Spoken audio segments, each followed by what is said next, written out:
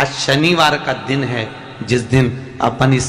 दरिद्रता से मिलने के लिए पीपल के पेड़ के नीचे आए हैं। हिंदू धर्म में ये दिन पीपल के वृक्ष के लिए पूजनीय होगा। जो भी शनिवार के दिन पीपल के वृक्ष की पूजन करेगा, दूध चढ़ाएगा या मिष्ठान का भोग लगाएगा, लक्ष्मी और नारायण उसके घर में प्रवेश कर जाएगा। लक्ष्मी और नारायण उसके घर में प्रवेश करेगा। पुराण की कथा कह रही है कि दुनिया के सारे तीर्थ नहीं जा सकते, पृथ्वी की सारी नदियों में स्नान नहीं कर सकते, पवित्र नदियों में आप स्नान नहीं कर सकते, या किसी भी तीर्थ में जाकर एक रात्रि भी विश्राम नहीं कर सकते, या हमने जिंदगी में कोई दान करा ना करा, कोई पुण्य करा ना करा, कोई सत्कर्म करा ना करा, कोई शास्त्र पढ़ा ना पढ़ा, कोई शास्त्र सुना ना सुना, उसके बाद भी शिव महापुराण की कथा कहती है कि एक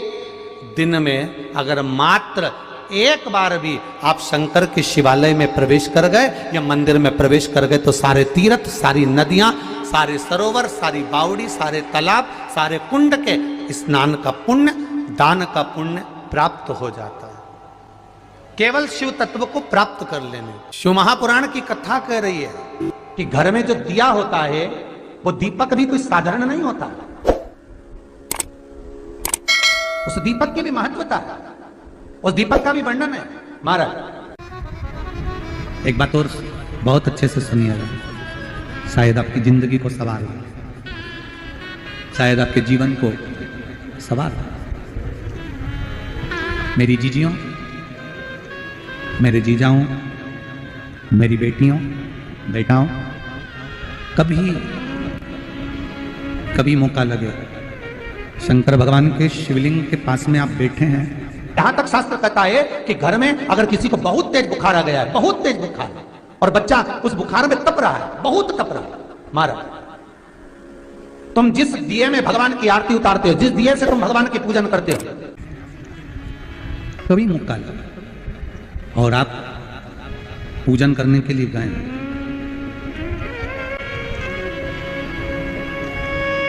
कभी पूजन करने के लिए, और आपको शंकर भगवान के शिवलिंग के पास में या शंकर भगवान के शिवलिंग के ऊपर कनेर का अगर पीला फूल देखा है ना आप लोगों ने, अरे बोलो तो जमके, देखा है? कनेर का यदि पीला फूल शिवलिंग के आसपास में या शंकर भगवान के ऊपर कहीं रखा हुआ भी दिख जाए,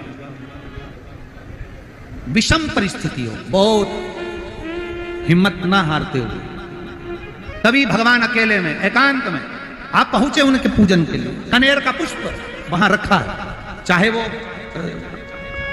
वो जलाधारी पर रखा हो, चाहे वो शिवलिंग के पास में रखा हो, शिवलिंग पर रखा हो, उस कनेर के पुष्प को अगर आप 5 जगह का स्पर्श कराकर अपने हृदय की बात कहकर वापिस महादेव को समर्पित कर देते हो तो भी मेरा महादेव तुम्हारे दुख का निवारण कर देगा। अब वो 5 स्थान, वो 5 स्थान, पहला गणेश जी, गणेश जी का जो स्थान होता है वह जगह, दूसरा षडानंद कार्तिकी, तीसरा अशोक सुंदरी वाला स्थान,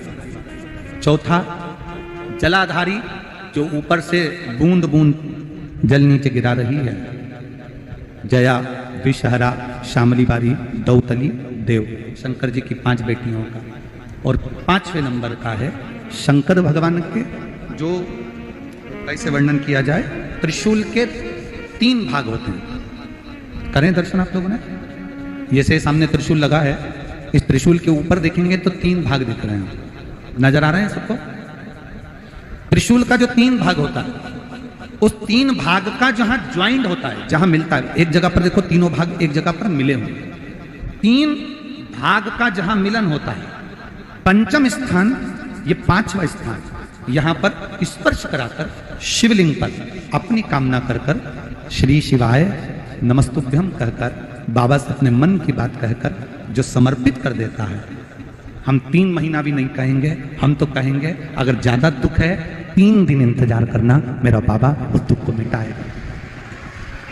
3 महीना बहुत दूर, पर करना है दिल से। और कई तरह के दीपक होते हैं, दीपक का भी विधान वर्णन किया गया, उस दिए का भी वर्णन किया गया। यहां तक शास्त्र कहता है कि घर में अगर किसी को बहुत तेज बुखार आ गया है, बहुत तेज बुखार, और बच्चा उस बुखार में तप रहा है, बहुत तप रहा है, मारा, तुम जिस दिए में भगवान की आरती उतारते हो, जिस दिए से तुम भगवान की पूजन करते हो, उस दिए की बत्ती को नीचे डाल दीजिए और उस दिए को पानी की बाल्टी में धो दीजिए। कौन सी बाल्टी में? जिस बाल्टी के पानी से आप बच्चे को स्नान करा सको। मारा, केवल भगवान पर से ले जाकर, पास में से ले जाकर उस बाल्टी में थोड़ी देर डाल दो और उस बाल्टी के पानी से उस बच्चे को स्नान करा दीजिए। 15 से 20 मिनट, आधा घंटा लगेगा बच्चे का। बड़ी बेचैन दिख रही हो तुम, क्या बात है? पार्वती जी कहती है, देवव्रत, कश्मीर प्रदेश का एक भक्त देवव्रत बेलपत्री के वृक्ष के नीचे बैठकर आपका मंत्र जाप कर रहा। मैं आपको जगाना नहीं चाहती थी, पर बेलपत्री के वृक्ष के नीचे लक्ष्मी झाड़ू लगाती है, सरस्वती वीणा बजाती है, इंद्राणी उस बेलपत्री के वृक्ष के नीचे जल का सिंचन करती है, 33 कोटि देवी देवता उस बेलपत्री के वृक्ष की जड़ में विराजमान होते हैं। इसलिए देवव्रत एक बार पंचाक्षर मंत्र बोलता है तो वो 33 करोड़ बार गिना जाता है, ऐसा बेलपत्री का वृक्ष होता है। बेलपत्री के वृक्ष के नीचे एक बार अगर भगवान का नाम लिया जाता है तो वो 33 करोड़ बार, 33 कोटि बार गिना जाता है। एक मंत्र केवल नमः शिवाय, ओम नमः शिवाय, नमः शिवाय, ओम नमः